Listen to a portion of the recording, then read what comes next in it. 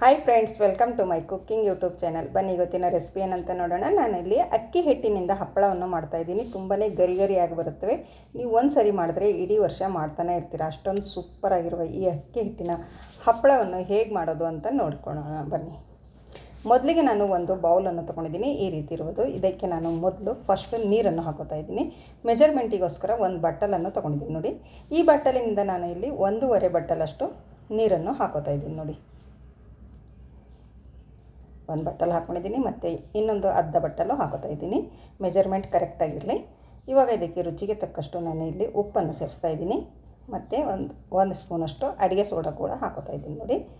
ಮತ್ತು 1.5 ಸ್ಪೂನಷ್ಟು ನಾನು ಇಲ್ಲಿ ಜೀರಿಗೆಯನ್ನು ಹಾಕೋತಾ ಇದ್ದೀನಿ ನೋಡಿ. ನಿಮಗೆ ಏನು ಬೇಕೋ ಅದು ಹಾಕ್ಕೊಳ್ಳಿ. ಜೀರಿಗೆ, ಅಜ್ವೈನು, ಚಿಲ್ಲಿ ಫ್ಲ್ಯಾಕ್ಸು, ಮತ್ತು ಒಂದು ಸ್ಪೂನಷ್ಟು ಕಲಂಚಿ ಕೂಡ ಹಾಕ್ಕೊಂಡಿದ್ದೀನಿ.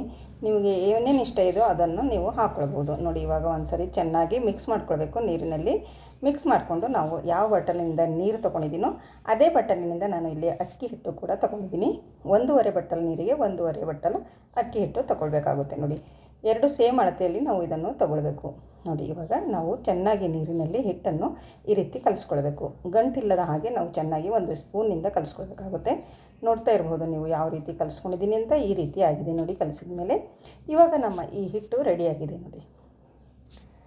ಇದಕ್ಕೆ ಬಿಸಿಲು ಬೇಡ ಮತ್ತು ಕುದಿಸುವುದು ಬೇಡ, ಏನು ಬೇಡ. ತುಂಬಾ ಸರಳವಾದ ರೀತಿಯಲ್ಲಿ ನಾವು ಈ ಹಪ್ಪಳ ರೆಡಿ ಮಾಡ್ಕೊಳ್ಬೋದು. ಒಂದು 10ರಿಂದ 15 ನಿಮಿಷದಲ್ಲಿ ರೆಡಿಯಾಗುತ್ತೆ.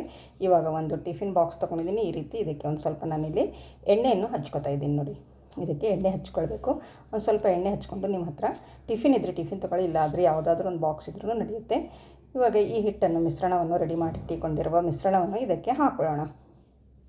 ಎಲ್ಲ ಹಿಟ್ಟು ಇದಕ್ಕೆ ಹಾಕ್ಕೊಂಡು ನಾವು ಕರೆಕ್ಟಾಗಿ ಒಂದು ಸರಿ ಸೆಟ್ ಮಾಡ್ಕೊಳ್ಬೇಕು ನೋಡಿ. ಈ ರೀತಿ ಒಂದು ಸರಿ ಮಿಕ್ಸ್ ಮಾಡಿಕೊಂಡು ಈ ರೀತಿ ಒಂದು ಸ್ವಲ್ಪ ಸೆಟ್ ಮಾಡ್ಕೊಳ್ಳಿ ಇದರಲ್ಲಿ ನೋಡಿ. ಈ ರೀತಿ ಸೆಟ್ ಮಾಡಿಕೊಂಡು ಇವಾಗ ಇದಕ್ಕೆ ಒಂದು ಡಕ್ಕನವನ್ನು ಮುಚ್ಚಿಬಿಡೋಣ. ಡಕ್ಕನ್ ಇದ್ದಿಂದೆ ಬಾಕ್ಸ್ ತೊಗೊಳ್ಳಿ ನೋಡಿ. ಈ ರೀತಿ ಒಂದು ಡಕ್ಕನ್ ಮುಚ್ಚಿಬಿಟ್ಟು ನಾವು ಇಲ್ಲಿ ಇಷ್ಟೋ ಮೇಲೆ ಒಂದು ಕುಕ್ಕರನ್ನು ಇಟ್ಕೊಂಡು ಅದಕ್ಕೆ ಒಂದು 2 ಗ್ಲಾಸ್ ನೀರನ್ನು ಹಾಕ್ಕೊಂಡಿದ್ದೀನಿ. ಮತ್ತು ಒಂದು ಸ್ಟ್ಯಾಂಡ್ ಇದ್ದರೆ ಇಟ್ಕೊಳ್ಳಿ. ನನ್ನ ಹತ್ರ ಟಿಫಿನ್ ಬಾಕ್ಸ್ ಡಕ್ಕನನ್ನೇ ಇಟ್ಕೊತಾ ಇದ್ದೀನಿ. ಮತ್ತು ಈ ಮಿಶ್ರಣದ ಟಿಫನ್ ಕೂಡ ಇದರಲ್ಲಿ ಇಟ್ಟು ಒಂದು 5 ವಿಸಿಲ್ ಬರೋವರೆಗೂ ನಾವು ಇದನ್ನು ಬಾಯ್ಲ್ ಮಾಡ್ಕೊಳ್ಬೇಕು ನೋಡಿ. ಕುಕ್ಕರ್ ಡಕ್ಕನ ಮುಚ್ಕೊಂಡು ನಾವು ಒಂದು 5 ವಿಸಿಲ್ ಬರೋವರೆಗೂ ಬಾಯ್ಲ್ ಮಾಡ್ಕೊಳ್ಳೋಣ ನೋಡಿ ಫ್ರೆಂಡ್ಸ್. ಇವಾಗ ಇದು ಒಂದು 5 ವಿಸಿಲ್ ಬಂದಿದೆ. ಇವಾಗ ಬಾಯ್ಲ್ ಆಗಿದೆ ಇದು ನೋಡಿ. ಸೀಟಿ ಕೂಡ ಹೋಗಿದೆ. ಇವಾಗ ನಾನು ಕೆಳಗಡೆ ಇಟ್ಕೊತಾ ಇದ್ದೀನಿ. ಒಂದು ಸ್ವಲ್ಪ ತಣ್ಣಗಾದ್ಮೇಲೆ ನಾವು ಇದನ್ನು ತೆಕ್ಕೊಳ್ಬೇಕು ನೋಡಿ. ವಿಸಿಲ್ ಕೂಡ ಹೋಗಿದೆ ನೋಡಿ. ಇವಾಗ ತೆಗೆದು ನೋಡೋಣ ಯಾವ ರೀತಿ ನಮ್ಮ ಹಿಟ್ಟು ಬೆಂದಿದೆ ಅಂತ ನೋಡ್ಕೊಳ್ಬೋದು ನೋಡಿ. ಆರಾಮವಾಗಿ ಒಂದು ಬಟ್ಟೆಯಿಂದ ತೆಕ್ಕೊಳ್ಳಿ. ತುಂಬ ಸುಡ್ತಾ ಇದೆ ಟಿಫಿನ್ನು. ಇವಾಗ ನಾನು ತೆಕ್ಕೊಂಡು ಒಂದು ಡಕ್ಕನವನ್ನು ತೆಗೆದು ನೋಡ್ತೀನಿ ನೋಡಿ ಎಷ್ಟು ಚೆನ್ನಾಗಿ ಬೆಂದಿದೆ ಹಿಟ್ಟು ನಮ್ಮ ಅಂತ ನೋಡ್ಕೊಳ್ಳಿ. ತುಂಬಾ ಸೂಪರಾಗಿ ಬಂದಿದೆ.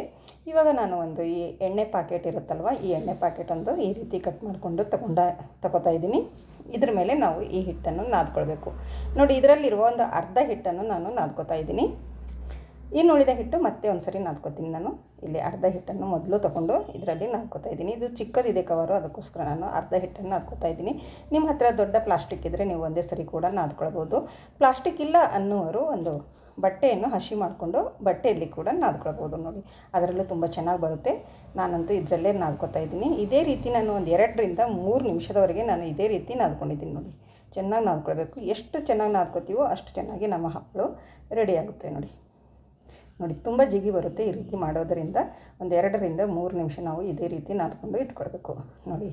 ಹೇಗೆ ರೆಡಿಯಾಗಿದೆ ಹಿಟ್ಟು ಅಂತ ಗೊತ್ತು ಮಾಡೋದಾದರೆ ಈ ರೀತಿ ಕೈಗೆ ಅಂಟ್ಕೊಳ್ಬಾರ್ದು.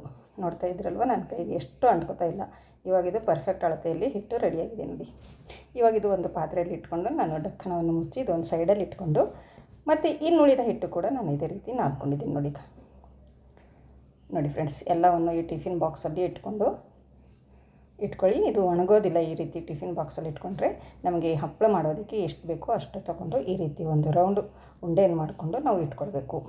ಮತ್ತು ಇದು ಮುಚ್ಚಿಡೋಣ. ಇದು ಒಣಗೋಗುತ್ತೆ. ಒಂದೊಂದು ಸ್ವಲ್ಪ ತೊಗೊಂಡು ನಾವು ಹಪ್ಪಳ ಮಾಡ್ಕೊಳ್ಳೋಣ. ಈ ರೀತಿ ಒಂದು ಪ್ಲಾಸ್ಟಿಕ್ ಪೇಪರ್ ಇರುತ್ತಲ್ವ, ಈ ರೀತಿ ಒಂದು ಪ್ಲಾಸ್ಟಿಕ್ ತೊಗೊಂಡಿದ್ದೀನಿ. ಇದಕ್ಕೆ ಒಂದು ಸ್ವಲ್ಪ ನಾನು ಎಣ್ಣೆಯನ್ನು ಈ ರೀತಿ ಹಚ್ಕೊತಾ ಇದ್ದೀನಿ ನೋಡಿ. ಎಣ್ಣೆ ಹಚ್ಕೊಂಡು ನಾವು ಹಪ್ಪಳವನ್ನು ಇವಾಗ ರೆಡಿ ಮಾಡ್ಕೊಳ್ಳೋಣ. ಈ ಉಂಡೆಯನ್ನು ಇದ್ರ ಮೇಲ್ಗಡೆ ಇಟ್ಕೊಂಡು ಇವಾಗ ಪ್ಲಾಸ್ಟಿಕ್ ಮೇಲ್ಗಡೆ ಹಾಕಿ ಒಂದು ಬೇಲಣಿಗೆಯಿಂದ ನಾವು ಲಟ್ಟಿಸ್ಕೊಳ್ಬೇಕು ಈ ರೀತಿ ನೋಡಿ ಫ್ರೆಂಡ್ಸ್. ಈ ರೀತಿ ಲಟ್ಟಿಸ್ಕೊಂಡು ನೀವು ಯಾವ ಸೈಜ್ ಬೇಕೋ ಆ ಸೈಜಲ್ಲಿ ನೀವು ಲಟ್ಟಿಸ್ಕೊಳ್ಬೋದು. ಈ ಹಪ್ಪಳ ಮಾಡೋದಕ್ಕೆ ಜಾಸ್ತಿ ಜನರೇನು ಹತ್ತೋದಿಲ್ಲ. ಒಬ್ಬರೇ ಆರಾಮವಾಗಿ ಒಂದು 15-20 ನಿಮಿಷದಲ್ಲಿ ನಾವು ಎಲ್ಲ ಹಪ್ಪಳ ಮಾಡಿ ಮುಗಿಸ್ಬೋದು ನೋಡಿ 1 ಕಪ್ ಅಕ್ಕಿ ಹಿಟ್ಟಿನಲ್ಲಿ ನಾವು ಒಂದು 50ರವರೆಗೆ ನಾವು ಹಪ್ಪಳ ರೆಡಿ ಮಾಡ್ಕೊಳ್ಬೋದು ನೋಡಿ. ಇವಾಗ ಈ ಹಪ್ಪಳ ರೆಡಿ ಆಯಿತು ನೋಡಿ. ಎಷ್ಟು ಚೆನ್ನಾಗಿ ಬಂದಿದೆ ಅಂತ ನೋಡ್ಬೋದು ನೀವು. ಸೂಪರ್ ಅದು ನಮ್ಮ ಅಕ್ಕಿ ಹಿಟ್ಟಿನ ಹಪ್ಪಳ ರೆಡಿ ಆಯ್ತು ನೋಡಿ. ನನ್ನ ಕೈಯಿಂದನೇ ಈ ರೀತಿ ತೆಕ್ಕೋತಾ ಇದ್ದೀನಿ. ಎಷ್ಟೊಂದು ಚೆನ್ನಾಗಿ ಬಂದಿದೆ ಅಂತ ನೋಡ್ಕೊಳ್ಳಿ. ನೋಡ್ತಾ ಇದ್ರಲ್ವ, ಈ ರೀತಿ ಮಾಡಿಕೊಂಡು ನಾವು ಒಂದು ಬಟ್ಟೆ ಮೇಲೆ ಇದನ್ನು ಒಣಗಾಕಬೇಕು. ಇದನ್ನಕ್ಕೇನು ಬಿಸಿಲು ಬೇಡ, ನಾವು ಮನೆಯಲ್ಲೇ ಫ್ಯಾನಿನ ಗಾಳಿಗೆ ಒಣಗಾಕಬೇಕಾಗುತ್ತೆ ನೋಡಿ. ಮತ್ತು ಇನ್ನೊಂದು ಹಪ್ಪಳ ಕೂಡ ನಾನಿಲ್ಲಿ ಮಾಡಿ ತೋರಿಸ್ತಾ ಇದ್ದೀನಿ. ಇದೇ ರೀತಿ ನಾನು ಎಲ್ಲ ಹಪ್ಪಳ ಕೂಡ ಇದೇ ರೀತಿ ನಾನು ಮಾಡ್ಕೊತಾ ಇದ್ದೀನಿ ನೋಡಿ. ತುಂಬ ಸುಲಭವಾಗಿದೆ, ನೀವು ಆರಾಮವಾಗಿ ನೀವು ಮಾಡ್ಕೊಳ್ಬೋದು. ನೀವು ಅಪಾರ್ಟ್ಮೆಂಟಲ್ಲಿ ಇದ್ದೀರಾ ಅಂದರೆ, ನಿಮಗೆ ಬಿಸಿಲಿಲ್ಲ ಅಂದರೆ ನೀವು ಮನೆಯಲ್ಲೇ ಫ್ಯಾನಿನ ಗಾಳಿಗೆ ಒಣಗಿಸ್ಕೊಂಡು ನೀವು ಹಪ್ಪಳ ರೆಡಿ ಮಾಡ್ಕೊಳ್ಬೋದು ನೋಡಿ. ನನ್ನ ಕೈ ಬೆರಳು ಕೂಡ ಒಳಗಿಂದ ಕಾಣಿಸ್ತಾ ಇದೆ, ಅಷ್ಟೊಂದು ಚೆನ್ನಾಗಿ ಬಂದಿದೆ ನೋಡಿ ಹಪ್ಪಳ. ನೋಡ್ತಾ ಇದ್ರಲ್ವ, ಇದು ಕೂಡ ಒಣಗಿ ಹಾಕ್ಕೋತಾ ಇದ್ದೀನಿ ಮನೆಯಲ್ಲೇ ನೋಡಿ. ಇದೇ ರೀತಿ ಎಲ್ಲ ಹಪ್ಪಳಗಳನ್ನು ಮಾಡಿ ಇಟ್ಕೊತಾ ಇದ್ದೀನಿ ನೋಡಿ ಫ್ರೆಂಡ್ಸ್. ಎಷ್ಟು ಚೆನ್ನಾಗಿ ಬಂದಿದೆ ಅಂತ ನೋಡ್ಕೊಳ್ಬೋದು. ಇದು ಕರಿಯುವಾಗ ಬಾಳಿಗೆ ಕೂಡ ಕಮ್ಮಿ ಬೀಳುತ್ತೆ, ಅಷ್ಟೊಂದು ದೊಡ್ಡ ಬರುತ್ತವೆ. ಒಂದು ಹಪ್ಪಳಿಗೆ 4 ಪಟ್ಟು ಅರಳುತ್ತವೆ ನೋಡಿ. ಎಲ್ಲ ಹಪ್ಪಳಗಳನ್ನು ಈ ರೀತಿ ಮಾಡ್ಕೊಂಡು ಇಟ್ಕೊಂಡಿದ್ದೀನಿ. ಒಂದು ಸ್ವಲ್ಪ ಹೊತ್ತು ಆಗಿನ ಮೇಲೆ ಈ ಹಪ್ಪಳಗಳು ಈ ರೀತಿ ಆಗುತ್ತವೆ. ನಾವು ಉಲ್ಟಾ ಹಾಕಬೇಕು, ಎಲ್ಲ ಹಪ್ಪಳಗಳು ಉಲ್ಟಾ ತಿರುವಿ ಹಾಕಬೇಕಾಗುತ್ತೆ ನೋಡಿ. ಒಂದು ದಿವಸ ಮನೆ ಫ್ಯಾನಿನ ಗಾಳಿಗೆ ಒಣಗಿಸ್ಕೊಂಡು ನೀವು ಮರುದಿನ 1 ಗಂಟೆ 2 ಗಂಟೆ ಬಿಸಿಲಿಗೆ ಹಾಕ್ಕೊಳ್ಳಿ ನೋಡಿ. ನಾನು ಮರು ದಿವಸ ಬಿಸಿಲಿಗೆ ಹಾಕ್ಕೊಂಡಿದ್ದೀನಿ. ಇವಾಗ ಇದು ಚೆನ್ನಾಗಿ ರೆಡಿಯಾಗಿವೆ ನೋಡಿ, ಒಣಗಿವೆ, ಚೆನ್ನಾಗಿ ರೆಡಿಯಾಗಿವೆ. ಇವಾಗ ನಾನು ಎಲ್ಲವನ್ನು ಒಂದು ಪ್ಲೇಟಲ್ಲಿ ತೆಕ್ಕೋತಾ ಇದ್ದೀನಿ ನೋಡಿ. ಎಷ್ಟು ಚೆನ್ನಾಗಿ ಬಂದಿವೆ ಅಂತ ನಮ್ಮ ಹಪ್ಪಳ ನೋಡ್ಬೋದು. ನೋಡ್ತಾ ಇದ್ದೀರಲ್ವ, ಎಷ್ಟೊಂದು ಸೂಪರಾಗಿ ಬಂದಿದೆ ನೋಡಿ. ಇವಾಗ ಎಣ್ಣೆಯಲ್ಲಿ ನಾವು ಕರಿಯೋಣ. ಇಷ್ಟರ ಮೇಲೆ ಎಣ್ಣೆ ಕೂಡ ಇಟ್ಕೊಂಡಿದ್ದೀನಿ, ಚೆನ್ನಾಗಿ ಎಣ್ಣೆ ಕೂಡ ಕಾಯ್ದಿದೆ.